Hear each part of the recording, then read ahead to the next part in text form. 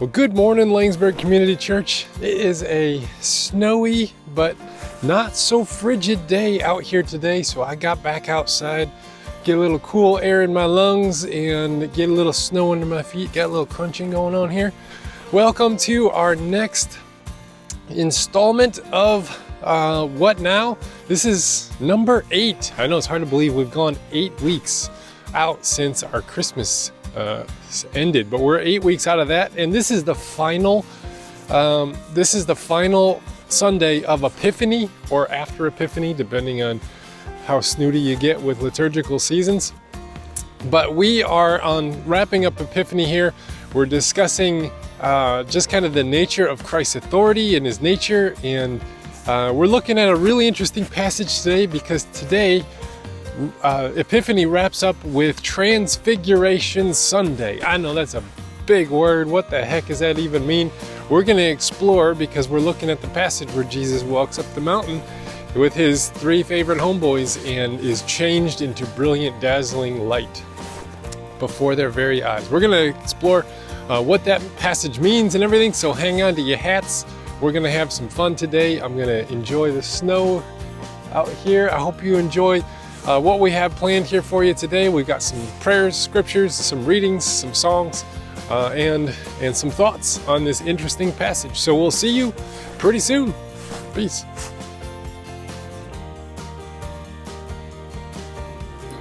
Hi, this is Peyton and Daniel from Ann Arbor, and we are doing the candle lighting today.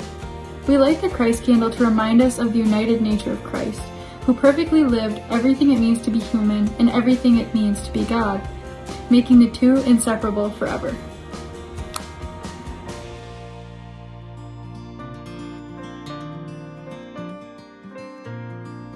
For that one moment, in and out of time, on that one mountain where all moments meet, the daily veil that covers the sublime in darkling glass fell dazzled at his feet.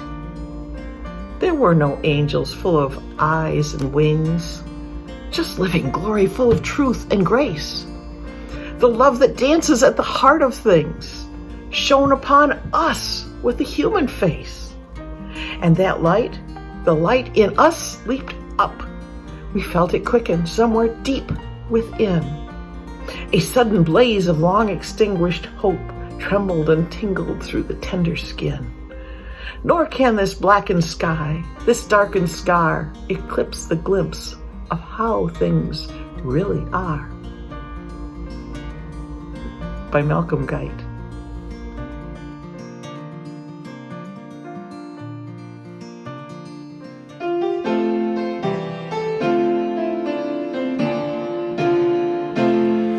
Will you come and follow me if I but call your name? Will you go where you don't know and never be the same? Will you let my love be shown? Will you let my name be known? Will you let my life be grown in you and you in me?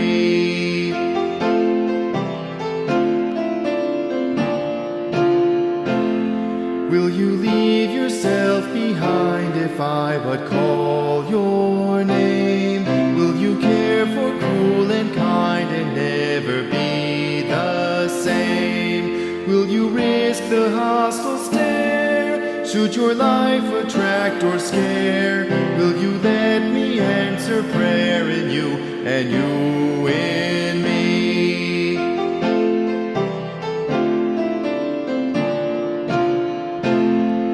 Will you let the blinded see if I but call your name?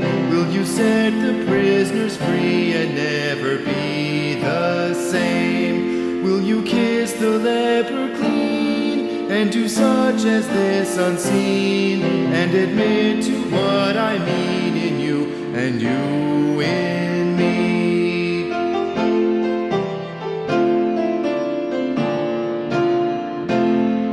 Will you love the you hide if I but call your name?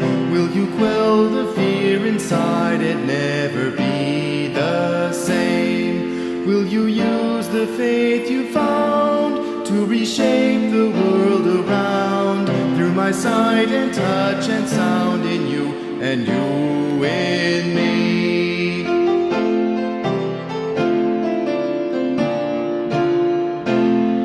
Lord, your summons echoes true when you but call my name.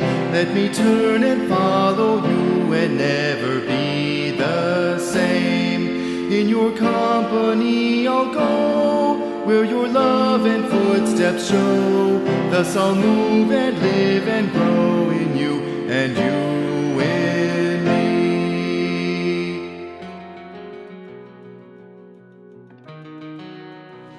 All right, so sneak preview of this passage. Before we have this passage read to us by Joyce, we're going to look at just kind of a little sneak preview to prepare us for what we're about to read. Now remember, we're in the book of Mark, the Gospel of Mark, shortest gospel that there is, and the first one to be written, very early gospel that was written. Now Mark, you notice that we were in chapter 1 for some of this time, and now we're in chapter 9 because we jumped forward to the Transfiguration for Transfiguration Sunday. But Mark has been like going light speed through the story of Jesus all the way until this point. You know, we looked at last week how there's a lot of immediatelys. There's 44 uses of the word immediately in Mark. So we see that Mark is trying to get us ahead really fast. And then all of a sudden, this scripture here is where everything slows down. Everything just kind of comes to a screeching halt, and then Mark starts taking his time between here and the resurrection. So much of his time was spent just trying to get us to this point, the transfiguration moment that we're about to read. This is the point where everything slows down and the story gets very precise. So Mark is doing something here for a reason, and we're going to pay attention to what Mark is trying to do here, and not just take stories and then, you know, just pull a little bit of a Sunday school lesson out of each story. We want to look at the whole thing and what's going on here. So this Transfiguration passage marks a hinge, marks a shift in Mark's storytelling. From here, between this and the triumphal entry where Jesus enters to Jerusalem, to like actually be crucified and go on trial and all that, there's some things that are happening in between this moment that we're going to pay attention to. First, one of the first things he does is he predicts his death. He predicts that he's going to go to Jerusalem, he's going to be betrayed, he's going to go on trial, you know, is going to die at the hands of sinners. So this is important. He predicts his death, first thing. And then the next thing that happens is he starts talking about the greatest in the kingdom of heaven. The greatest in the kingdom of heaven is going to be a servant among you. So start noticing something here. And then there's kind of like this, here's what that looks like if you're going to use my name. You know, when praying and using my name is the next section in the book. Here's how you're going to do it. You got to be humble and you got to be a servant. Here's what it looks like in marriage and family scenarios. And here's what it looks like with kids. And then here's what it looks like in your socioeconomic status, the story of the rich man, right? So he goes through and does this teaching of power, how you use power and what it's for. There is a question about power that's going to be brought up, like, wow, this is God's power on display here. And then Christ goes into some like explanations about, and here's how you're going to use this power, and here's the right way to use power. So the Transfiguration precedes all of that talking about authority and power and how to use it. Because in this Transfiguration moment, we see the power and authority of Christ revealed, but then the next coming passages, we see the power and authority of Christ exercised. Here's how it works in everyday human existence and walking around life. So some of the things that he's going to show us in those passages when the Transfiguration happens all the way to the crucifixion moment is that there is glory in humility, there is power in love, there is authority in service to others. And those three things there, they give a credibility of integrity. Kind of who you are on the inside is who you are living on the outside of your life. That integrity of humility, love, and service gives you a certain credibility, authority, and power in this world that is lacking with people who just wield power for their own efforts. Now remember that Christ's story is being told with the backdrop of Roman Caesar power, dominating power, manipulating power, do this or else power. So that is the backdrop, and Christ is actually going to reveal through this moment when he gives his life to prove that his kind of power and credibility and authority and glory is more powerful than what we see being exercised with Caesar. So Christ is going to give his life to show us that's true, and then the resurrection moment when Christ returns from the dead is going to validate and vindicate that that type of power is truth, that it is true, it is real, and it defeated sin, it defeated death, and it revealed itself that love is the most powerful force in the universe. So that's kind of a little sneak peek at this passage. We're gonna have Joyce read it for us, and then we'll do a little bit of exploration on the other side. Good morning, everyone. Today's reading is from Mark chapter 9, verses 2 through 9, titled, Jesus Transfigured on the Mount. Now, after 6 days, Jesus took Peter, James, and John and led them up on a high mountain, apart by themselves, and he was transfigured before them. His clothes became shining, exceedingly white like snow, such as no launderer on earth could whiten them. And Elijah appeared to them with Moses, and they were talking with Jesus. Then Peter answered and said to Jesus, Rabbi, it is good for us to be here. And let us make 3 tabernacles, one for you, one for Moses, and one for Elijah. Because he did not know what to say, for they were greatly afraid. And a cloud came and overshadowed them. And a voice came out of the cloud, saying, This is my beloved Son, hear him. Suddenly, when they had looked around, they saw no one anywhere, but only Jesus with themselves. Now as they came down the mountain, he commanded them that they should tell no one the things they had seen, till the Son of Man had risen from the dead.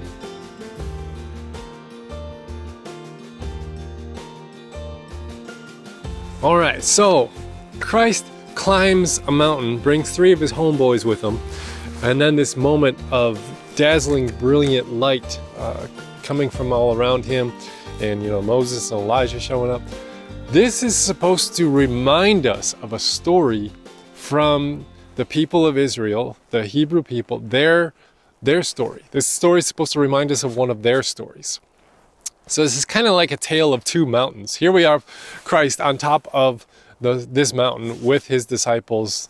The glory of God is shining all around them. And we have this voice from heaven. We have these visitors of authority from the law and the prophets. We have, Moses and Elijah there. And it's happening on a mountain. This is important. Lots of important things happen on mountains in the Bible, right? So we're supposed to go back to like one of the most famous mountains in their story, and that's from Exodus 19.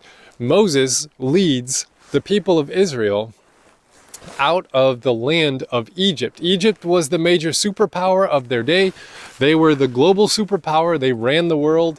They were the most powerful one, and all of the Hebrew people were enslaved under the power of Pharaoh. So we have this power and authority of the Pharaoh, right? And the Pharaoh is got an oppression on these people. Moses shows up, let my people go. We've seen the Prince of Egypt story, right? And everyone leaves, they go through the Red Sea, God's glory is on display for everyone.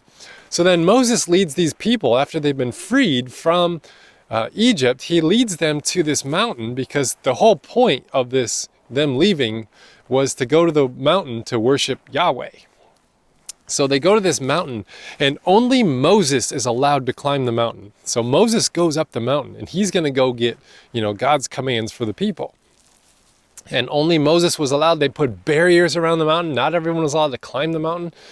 And there's this one point where God's talking with Moses, and he's like, go get the people. And Moses was like, but I can't do that because you said there's nobody allowed to even touch the mountain. Like animals would die if they touched the mountain. So we're not allowed to touch the mountain. So there was like this exclusivity in this mountain passage. And now we compare that to Jesus. He's invited Peter, James, and John up the mountain with him. So this is kind of like getting their juices flowing. They're like, whoa, we've been invited up the mountain like Moses was asked up the mountain.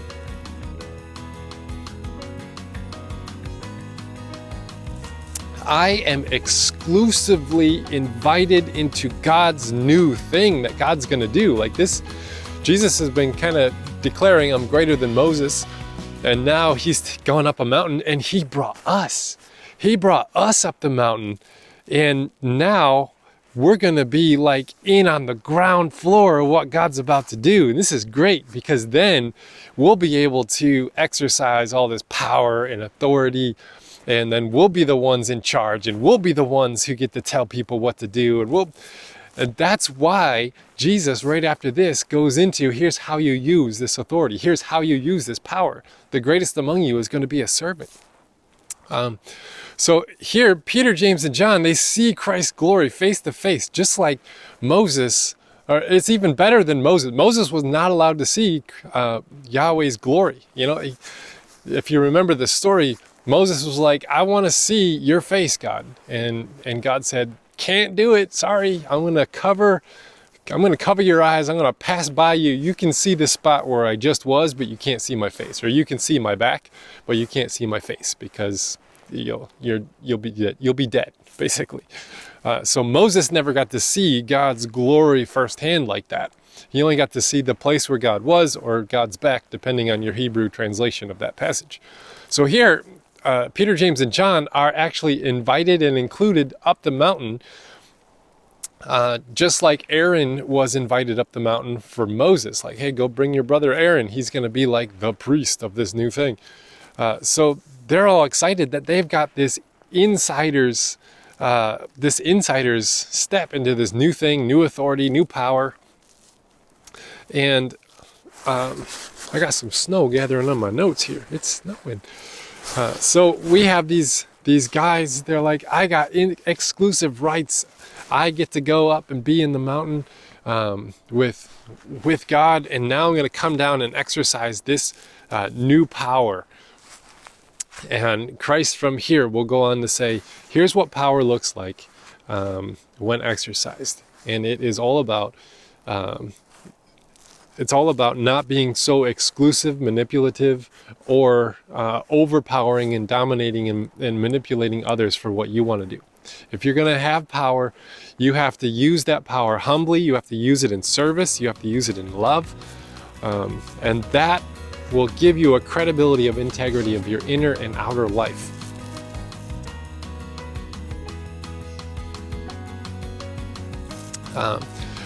So here, at this point, they're all excited, but they're also scared because they're seeing God's glory and they think they're going to die. And then Moses and Elijah showed up. These are the two greatest authorities in the Old Testament, summarizing the law and the prophets. So this is tradition and authority, the speaking authority of the whole thing come. And so they're just like, oh my gosh, we're in on this ground thing. And Peter he didn't know what to say, and he's scared. He says, well, I'm going to build some tents for all of us to hang out in because this is cool. So this is what Peter was actually doing, was not just saying, hey, I think we're all going to need a place to crash if we're going to be on this mountain here. He was actually trying to honor the spirit of what was happening in this moment. Because when Moses went on the mountain and then came back down with the law of God for the people, there was a festival that was created called the Festival of Booths, or the Festival of Sukkot. And this festival was to this one, all the Hebrew people, every year, they would live in kind of like a little hut that they build out of some sticks and things out on their lawn. Well, they didn't have lawns, but you know what I'm saying? Like, They would live in these stick-built, they go camping basically out on their front grass, and they built a little thing to remind them of their wandering in the wilderness with God, to remind them that God led us out of the power of manipulation and bondage and oppression of Egypt. God led us out of that. He led us through the desert for 40 years. God led us right up to the promised land and led us into the promised land. But we can never forget the dwelling that we had in the desert with God, because that's when our faith was on par. That's when God was most pleased with us, is when we were walking day by day, hour by hour, minute by minute on the leading and guiding of God among us. So they had this festival of Sukkot that they initiated for every year. They would remind themselves of their desert dwelling. So Peter here saying, hey, maybe we ought to build some of these things. He's saying we're about to lead the next exodus out of Rome, out of the being under the thumb and oppression of this global superpower. So you just change out Egypt for Rome, and you change out Moses for Jesus, and now you change out the kind of Aaron figure for these three apostles, and they're like, all right, this is God's new thing, and we're on the ground floor of it. And Jesus is going to tell them, this is not how you use authority. I'm going to go and give my life for a different kind of power and authority. And you get to watch, because you're the ones who are going to take this message and carry it forward and carry it through into the new thing that God is doing. But it's not what you think it is. It's not how you think it is. You are not up for a comfy, cozy, warm and bubbly existence on the other side of this. This is going to be difficult. It's going to be hard, but it's going to be worth it.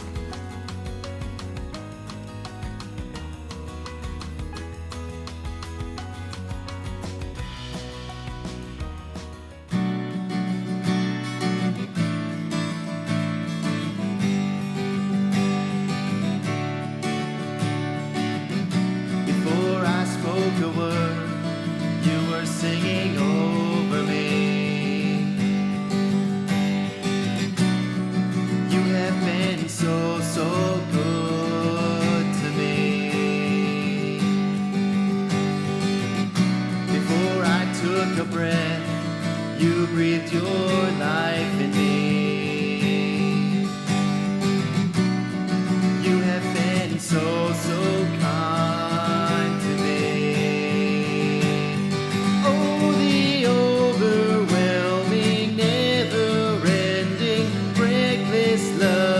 God, oh, it chases me down, fights till I'm found, leaves the 99. I couldn't turn it, I don't deserve it, still you give yourself away.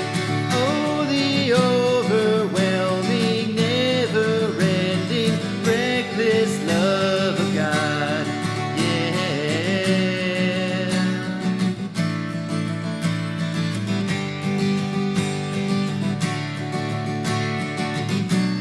When I was your foe, still your love fought for me. You have been so, so good to me. When I felt no worth, you paid it all for me. You have been so, so kind to me. Overwhelming, never-ending, reckless love of God. Oh, it chases me down, fights till I'm found, leaves the 99. I couldn't turn it, I don't deserve it, still you give yourself away. Oh, the overwhelming, never-ending, reckless love of God, yeah.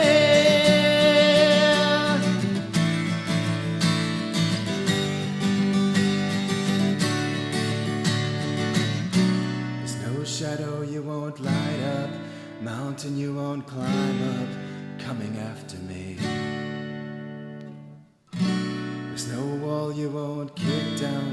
lie you won't tear down, coming after me. There's no shadow you won't light up, mountain you won't climb up, coming after me. There's no wall you won't kick down, lie you won't tear down, coming after me. Oh, the overwhelming, never-ending, reckless love of God. Oh, it chases me down, fights till I'm found, leaves the 99.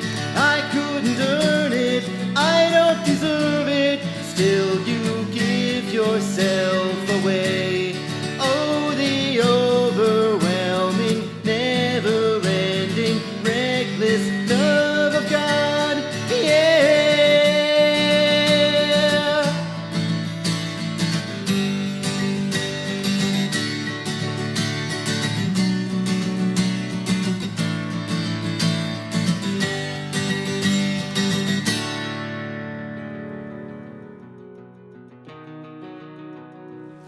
So these clouds come and go over the mountain, and this voice comes out of the cloud saying, "This is my beloved son, listen to him."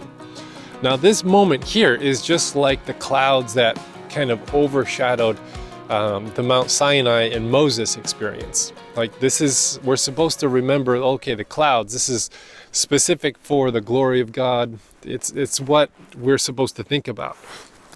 And he's saying, listen to him. This is my son. I want you to listen to him.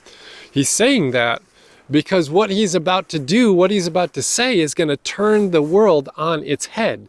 He's going to take everything we know about power and he's going to flip it on its head and say, actually, it looks like people who have the most money or people who have the most authority in government or people who have the most comfort or education or whatever are the powerful ones, but I'm showing you a different way. I'm showing you a different type.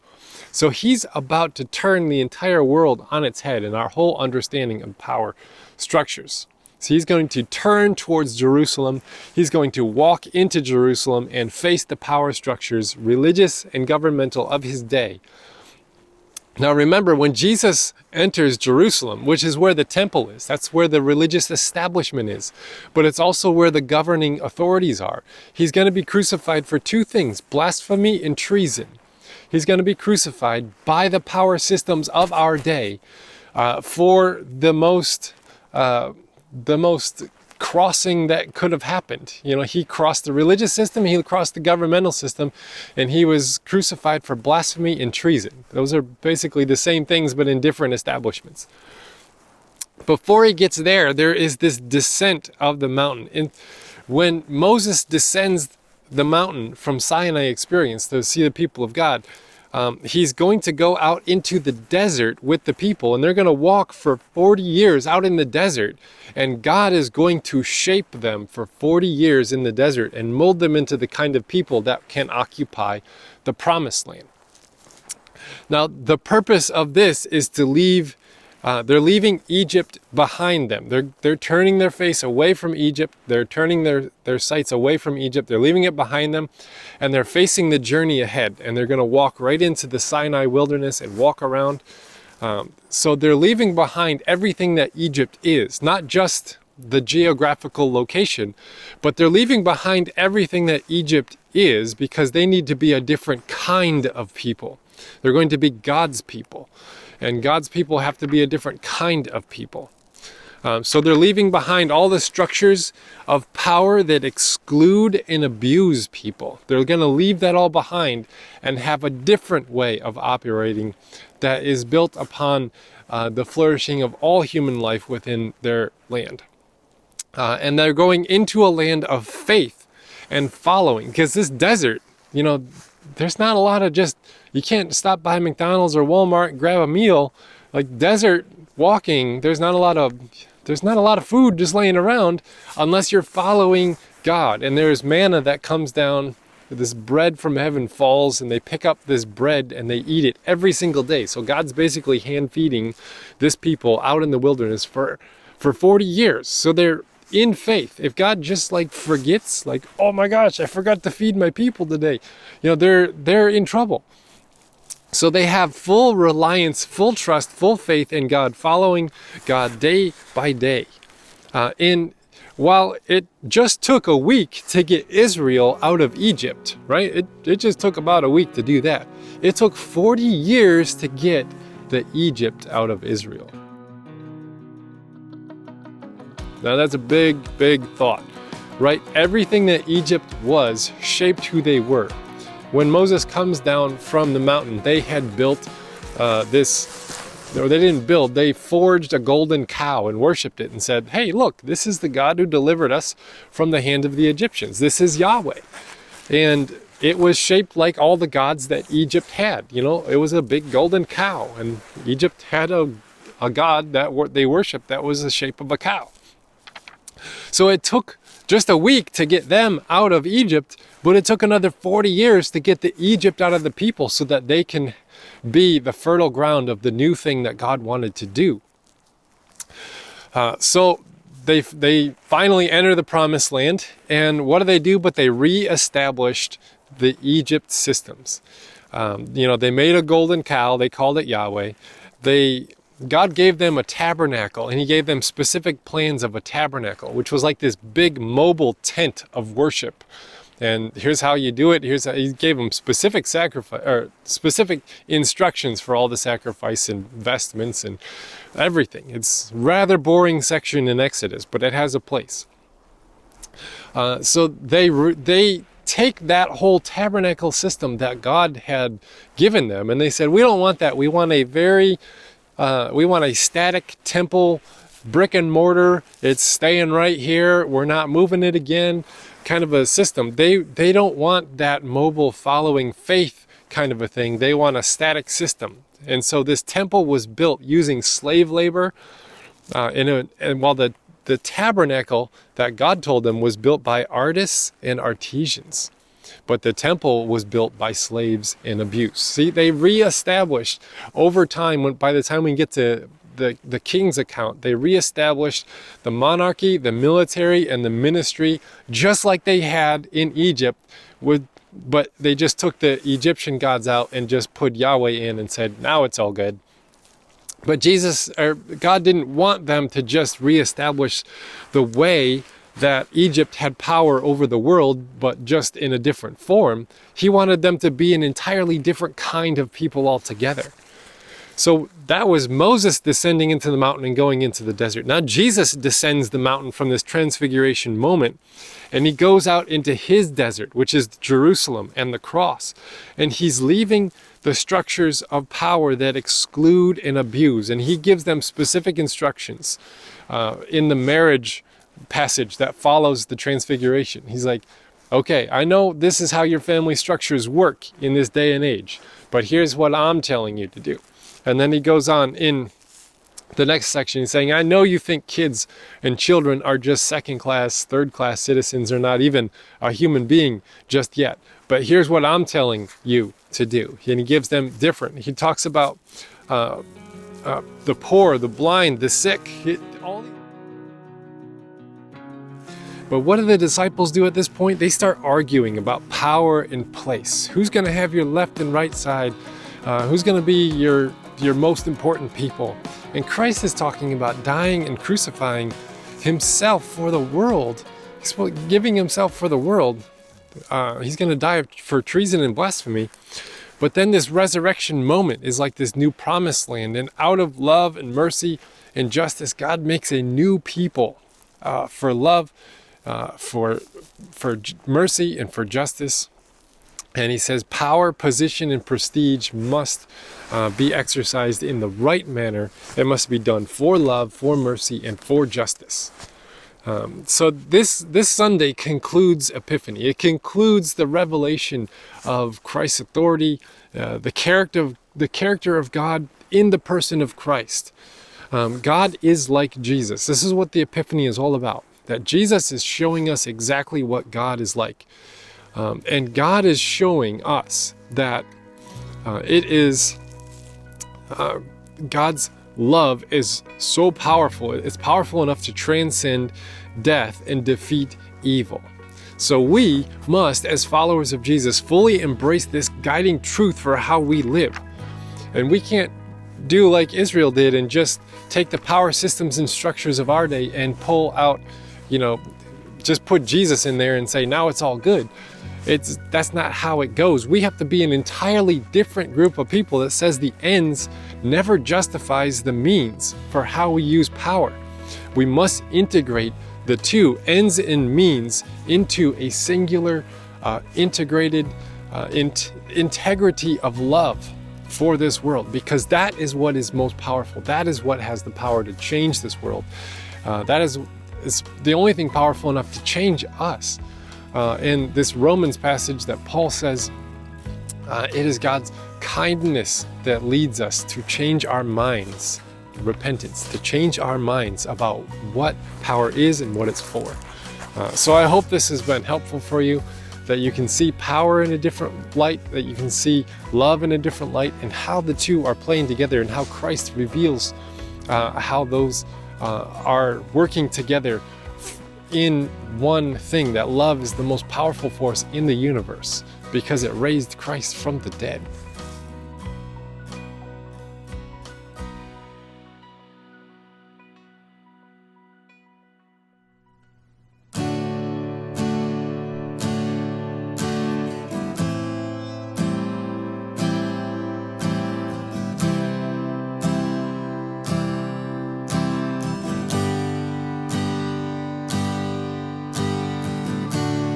Worthy is the Lamb who was slain. Holy, holy is He. Sing a new song to Him who sits on heaven's mercy seat.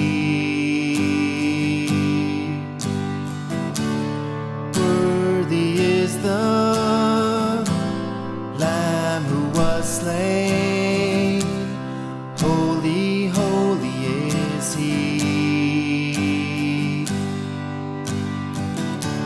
Sing a new song to Him who sits on heaven's mercy seat. Holy, holy, holy is the Lord God Almighty, who was and is to come. With all creation I sing praise to the King of Kings. You are my everything, and I will adore you.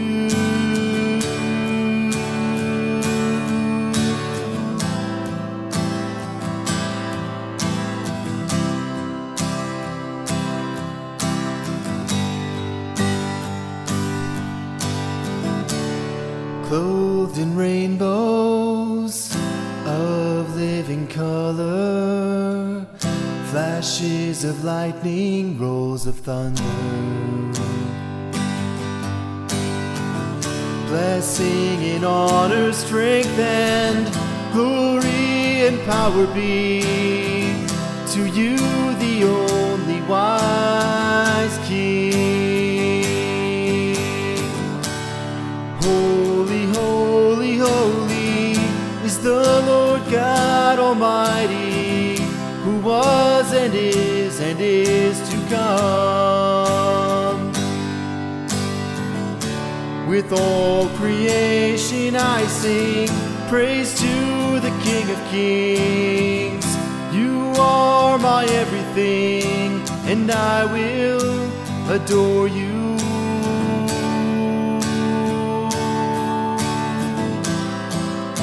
Adore you.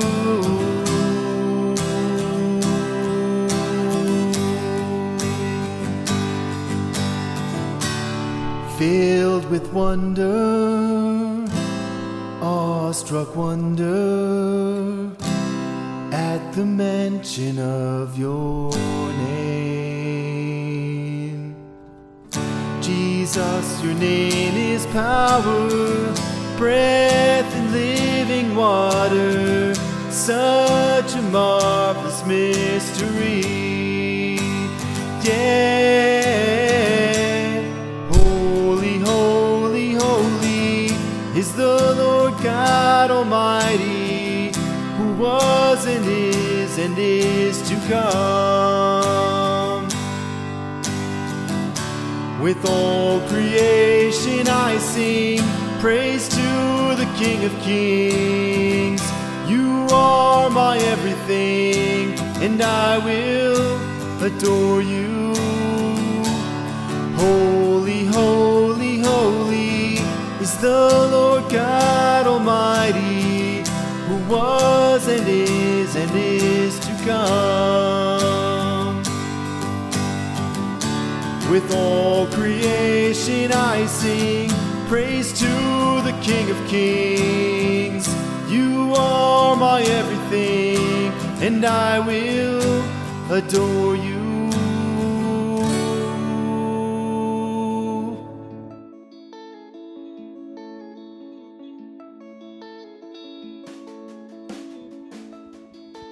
Good morning. I'll be reading from 2 Corinthians chapter 4, verses 3 through 6.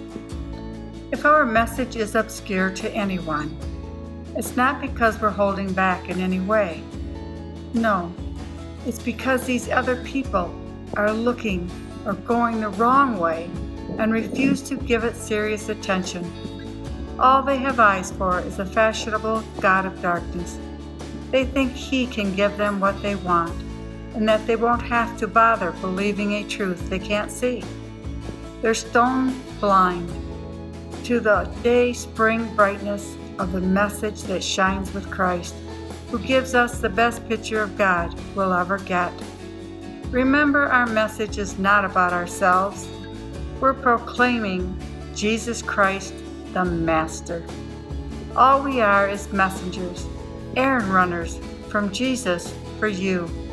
It started when God said, "Light up the darkness," and our lives filled up with light as we saw and understood God in the face of Christ, all bright and beautiful.